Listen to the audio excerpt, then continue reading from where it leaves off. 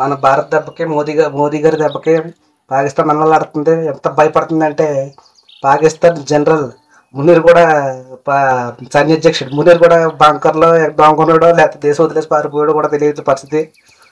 వాళ్ళ ఫ్యామిలీస్ అంటే ముందుగానే సేఫ్గా లండన్కో ఎక్కడికో పంపేశారు.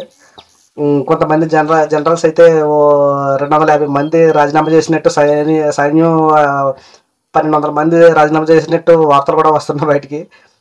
ఏం చేయాలో కూడా తలదోసిన పరిస్థితి. కొంతమంది ఒక ఓ మంత్రి అంటే ఏదో చేస్తాను భారతని ఒకటి అంటున్నాడు, రక్తం భారింతానని ఒకటి అంటున్నాడు. తిక్కుతోసిన బస్సులో ప్రధానమంత్రి అంటే నోరే పెగలట్లేదు. అతను ఎక్కడ ఉన్నాడో కూడా అతనికే తెలియదు. ఏంటంటే పాకిస్తాన్ అనేది సైన్యం చేతులు మొగ్గిపోతున్న ఒక పనికిమాల దేశం. దానికి ఇచ్చిన ఇతర దేశాలు ఇచ్చిన ఫండింగ్ అంతా టెర్రరిస్టుల మీద ఉగ్రవాదుల మీద పెట్టింది తప్ప భారత్లాగా డెవలప్మెంట్ మీద పెట్టి ఎదగలేదు.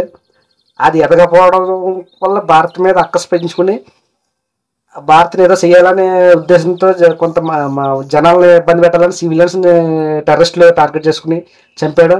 ఇలాంటి చెత్త పనులన్నీ ఎప్పటి నుంచో చేస్తుంది. స్వాతంత్రం వచ్చినప్పటి నుంచి భారత్ ఎదిగిందంటే అది డబ్బు ఎలా యూజ్ చేసుకోవాలా, ఎలా బిజినెస్ పెంచుకోవాలా అన్న కాన్సెప్ట్ మీద మంచి మీద ఒక రూల్ ప్రకారంగా రాజ్యాంగ ప్రకారంగా నడుస్తుంది కాబట్టి భారత్ ఎదిగింది. పాకిస్తాన్ ఏముందంటే పక్క దేశాన్ని తొక్కేయాలా, పక్క దేశాన్ని నాశనం చేయాలన్న దురుద్దేశంతో ఎదలకపోయింది అంతే తేడా. ఇది గమనించుకోకుండా ఎదిగిన వాళ్ళ మీద భారత మీద పడి ఆడడం తప్ప పాకిస్తాన్ చేసేది ఏమి లేదు, పీకిలేదు ఏమి లేదు. ఆల్రెడీ ప్రధానమంత్రి చెమటలు కక్కేస్తున్నారు, కింద మీద కారిపోతుంది. ఎక్కడ పోవాలో ఎక్కడ ఉండాలో కూడా తెలియట్లేదు ఆ భయానికి. ఈ భయాన్ని 2 నెలలు ఆపితే చాలు, యుద్ధం చేయ అవసరం లేదు. పాకిస్తాన్ ఆల్రెడీ అడ్డుకుంటుంది, బతకడం కూడా దారి ఉంటుంది. ఆల్రెడీ ట్రోల్స్లో అవి చేస్తూ ఉంటున్నారు.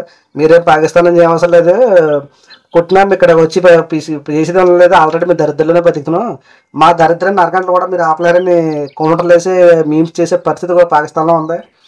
దానికి తోడు మనకి దుష్టతయంలాగా ఒక చైనా కూడా తోడైంది దానికి. మన భారతం అంటేనే మన అక్కస్తో బతికే చైనాది. మన ఆ దృష్టి కూడా కారణం మన నెహ్రూ గారు మనకి ఐక్యరాజ్య సమితిలో మెంబర్షిప్ వస్తే చైనాకి ఇచ్చి మన మీద కాలు దువ్వేలాగా చేసేటట్టు అయింది. ఈరోజు ఐక్యరాజ్య సమితిలో సభ్యత్వం మనకు రావాలి. అసలు మన నెహ్రూ గారు పునవాయు అంటూ చైనాకి దారాతత్వం చేయవలసి వచ్చింది. ఆ అన్న చూసుకుని చైనా ఎప్పుడు పాకిస్తాన్కి సపోర్ట్ చేస్తుంది. చాలా టర్కీ కూడా దానికి తోడైంది దుష్టత్రయంలాగా. టర్కీ కూడా ఏంటంటే దాని దగ్గర అడ్వాన్స్ డ్రోన్స్ ఉంటాయి. భారత్ టీబీటీ డ్రోన్ కూడా దాని దగ్గర ఎక్కువగా ఉన్నాయి. దానివల్ల ఏముందంటే ఎంతకంత నష్టం కలిగించే పరిస్థితి కనబడుతూ ఉంటుంది టర్కీ వల్ల. ఎన్ని అయినా కానీ ఒక యుద్ధం జరిగితే అటు ఎంతకంత మనకి నష్టం జరిగే అవకాశాలు కూడా ఉంటాయి. ఉన్నా కానీ మన భారత్కి మన మోడీ గారికి మన బలం ఏంటో తెలుసు, ఏ విధంగా వెళ్ళాలో. ఎన్ని దేశం మనకి మన వ్యూహం ముఖ్యం. ఆ వ్యూహం ప్రకారంగా వెళ్తే సైన్యం తక్కువైనా కానీ పాండవులు నెగ్గినట్టు కౌరవ సైన్యం మీద పాండవులు కూడా నెగ్గారు. అలాగే మనకు ప్రపంచం అంతా సపోర్ట్గా ఉన్న ఒక చైనా, ఒక టర్కీ పాకిస్తాన్కి అండగా నిలుస్తున్నాయి. 2-3 రోజుల్లో 2-3 దేశాలు కూడా ఏడావే అవకాశాలు ఉంటాయి. బంగ్లాదేశ్ అని, ఇరాన్ అని ఇలాంటి దేశాలు కూడా ఏడావే అవకాశాలు ఉంటాయి. ఇరాన్కి బంగ్లాదేశ్కి మనం బంగ్లాదేశ్ అంటే ఏకంగా దేశాన్ని గిఫ్ట్కి ఇచ్చాము మన వాళ్ళకి. ఇక దరిద్రం ఏంటంటే భారత్ ఎవరికి హాని చేయదు, అందరి మేలు కోరుతుంది. అందరికీ ఏదో చేయాలనే మంచి పని చేయాలనే ఉద్దేశంతో ఉంటుంది. మన బడ్జెట్లో కూడా ఈ బంగ్లాదేశ్ కానీ, చైనాకి కానీ, బంగ్లాదేశ్ కానీ, టిబెట్కి కానీ, శ్రీలంకకి కానీ, నేపాల్కి కానీ ఇలా నిధులు కేటాయిస్తూ ఉంటుంది. ఫ్రీగా మన డబ్బులతో, మనం గట్టి ట్యాక్స్ డబ్బులతో వాళ్ళకి ఫ్రీగా ఏదో చేస్తూ ఉంటుంది.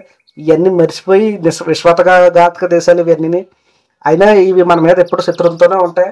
ఈ బంగ్లాదేశ్ కంటే మన దేశంలో ట్రాన్స్పోర్ట్ వాడుకోవడానికి, పోర్ట్లు వాడుకోవడానికి కూడా అవకాశం ఇచ్చారు. అది కూడా సాల్దని యోనాస్ కూడా చైనాకి దత్తత సపోర్టెడ్గా మాట్లాడకుండా చేస్తున్నాడు.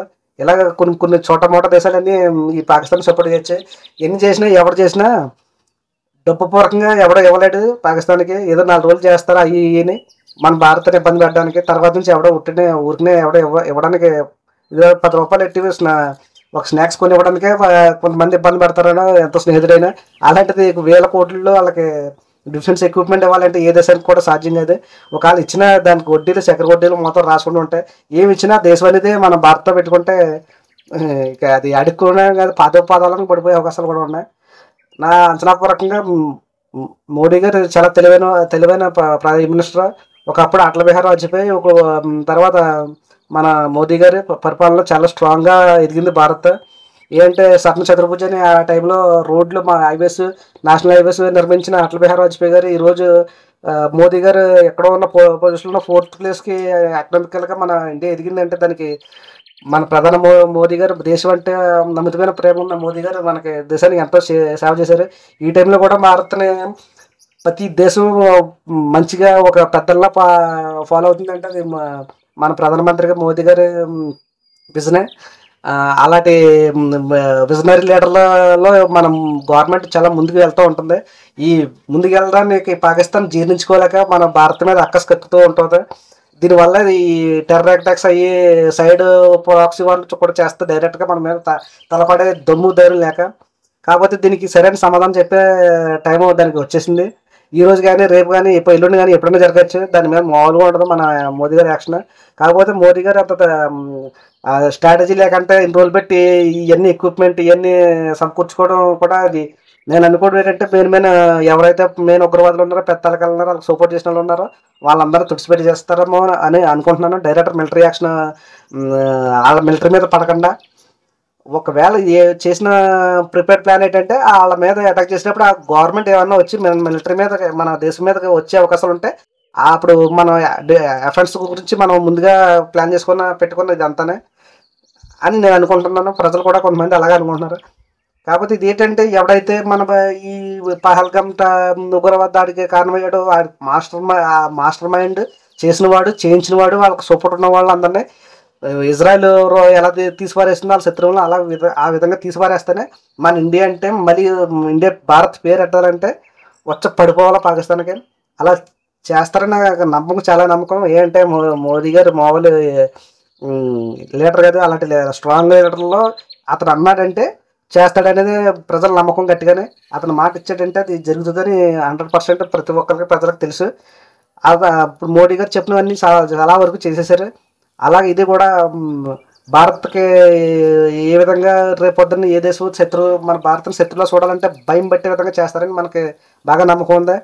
ఈ టర్కీ కూడా చాలా విషయాల్లో భారత్కి వ్యతిరేకంగా వెళ్తూ ఉంటుంది, పాకిస్తాన్ సపోర్ట్ చేసి. దాన్ని కూడా సరైన టైంలో సరైన విధంగానే బుద్ధి చెప్తారని మన నమ్మకం.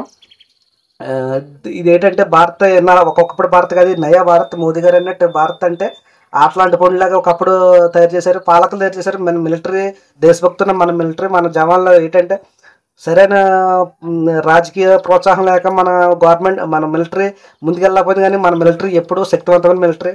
వ్యూహాల్లో కూడా నెంబర్ 1, ప్రపంచంలోనే వ్యూహాలకు నెంబర్ 1. ఇజ్రాయెల్ లాగా మన దేశం కూడా చాలా గట్టిది. అలాంటిది సరైన ప్రధానమంత్రి ఒకప్పుడు అటల్ బిహారీ వాజ్పేయి, ఇప్పుడు మోదీ గారు వచ్చారు కాబట్టి మన మిలిటరీ కూడా చాలా స్ట్రాంగ్ యాక్షన్ తీసుకోవడానికి చాలా స్పీడ్గా ముందుకు వెళ్తుంది. మన వ్యూహాలు చెప్పాలంటే చైనా కూడా మనలో సగం కూడా దమ్ము ధైర్యం ఉండదు. మన మిలిటరీకి సరైన ఎక్విప్మెంట్ ఇవ్వాలి. కానీ ఏ దేశాన్నన్నా ఎలాంటి శత్రువు దేశాన్నన్నా మనం గ్రిప్లో పెట్టే అవకాశాలు మన మిలిటరీకి ఉన్నాయి. అంత శక్తి సామర్థ్యాలు వ్యూహాలు కూడా మన మిలిటరీ దగ్గర చాలా ఎక్కువ వరకు ఉన్నాయి. ఈ పెహల్గామ్ టెర్రర్ అటాక్లో చాలామంది నాయకులు కూడా వాళ్ళ ఫ్యామిలీస్ని అందరినీ ఇతర దేశాలకు పంపించేస్తున్నారు సేఫ్గాని. ఏంటి వాళ్ళకి ఆల్రెడీ అర్థమైపోయింది భారత్ అయిపోయింది, భారత్తో పెట్టుకుంటున్నాం, భారత్ మనల్ని భూమి మీద లేకుండా చేస్తుందని భయం వాళ్ళకి పట్టుకుంది.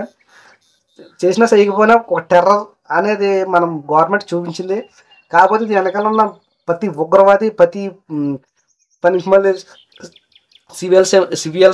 సివిలియన్స్ని చంపిన ప్రతి ఒక్కరిని ఉండి కొడితే మన భారత్ లేపేయాలని. ఒక ఇజ్రాయెల్ ఎలా లేపేసినా మన భారత్ కూడా అదేవిధంగా టెర్రరిస్ట్ అన్నవాడిని ఎక్కడెక్కడ ఎవడెవడున్నాడో వాళ్ళ వెనకాల ఎవడున్నాడో ఎంత పెద్ద లాయర్ ఉన్నాడో ఆఖరి జనరల్ అన్నా పర్లేదు, అలాంటి పాకిస్తాన్ జనరల్ అన్నా మునీరున్నా ఎవడున్నా వదలకూడదు మన భారత్. ఈ పాఠం ఇతర దేశాలకు మన శత్రు దేశాలు కూడా తెలియాలని అనుకుంటున్నాను. ఇది ఈరోజు మన ఉద్దేశం. జై హింద్, జై భారత్, జై జవాన్, జై కిసాన్, జై మోదీజీ.